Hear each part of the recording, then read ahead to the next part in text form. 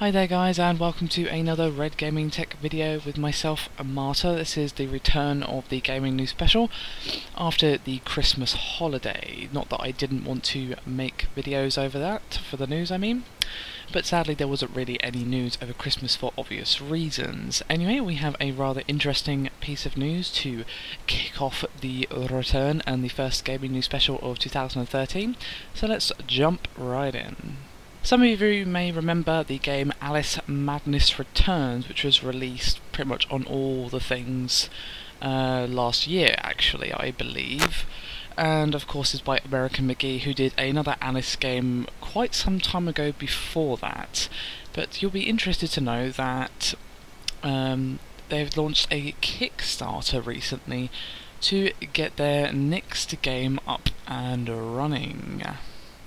They've pledged a goal of $200,000, so it's not really that much in game terms. Obviously that's a lot of money to you and me, but for a game that's pretty much pennies. But this Kickstarter is promising to deliver a free-to-play action RPG with classic design sense meets fast-paced action, inspired by Japanese themes and the Red Riding Hood tale. So it's probably going to be another game where he takes a classic childhood story and basically takes the darkness that's already there under the surface and twists it up until basically the true nature of the story is revealed, which is kind of what I felt about Alice Madness Returns. Alice in Wonderland was always a messed up story. He just kind of brought it to the forefront and basically let it run wild, which I definitely loved. That game had its problems, but the world that it created was not one of them.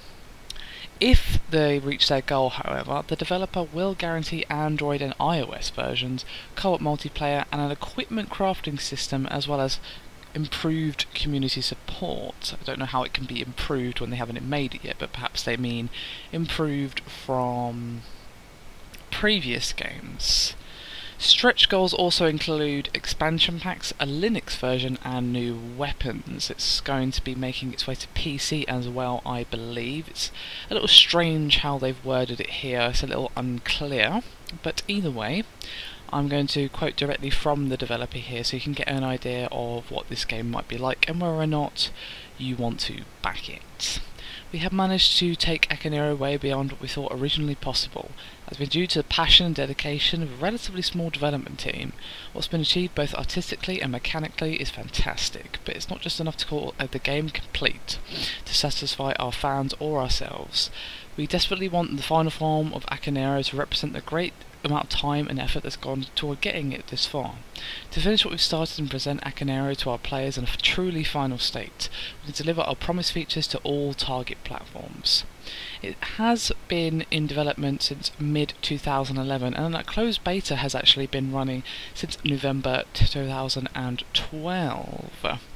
At the moment, the game is sitting in the top 100 of the Steam Greenlight list. In fact, it's at number 3 at the time of recording, and if it's greenlit in the near future, a Steam version will be available, so it will actually be available on PC, which is always good to know.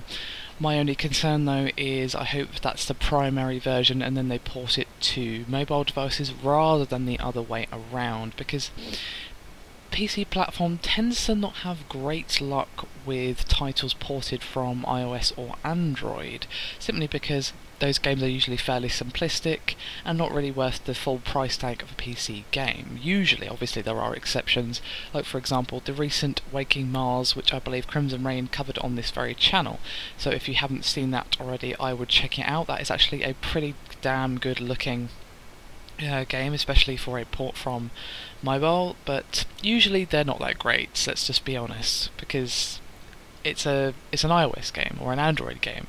They're supposed to be played in short bursts while you're waiting for the train or whatever, and they're not really suited to a full-blown release on PC. So hopefully it's going to be ported to iOS/Android and not the other way around.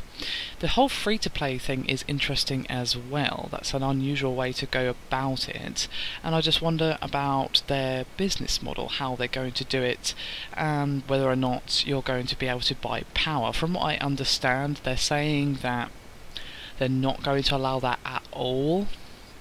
And there's no hidden subscription, no paying for power, no prohibitive cost to core gameplay current or character progression. And while that sounds good, there's a little part of me that's kind of thinking, well, what's prohibitive to me might not be prohibitive to them. And that's a very cynical way of looking at things, but obviously we've all been burned many times, especially when it comes to free-to-play games. It's very easy to completely cock up the business model for such things, but hopefully that won't be the case, because I actually really liked Alice Madness Returns, and from the look of Akaneiro Demon Hunters, it's going to be a very interesting title indeed, with the same warped graphic style and ideas behind it as Madness Returns and the previous Alice game before it. Anyway guys, that's me done for this news video. I hope you've enjoyed the return of the gaming news special and my very first news video for 2013.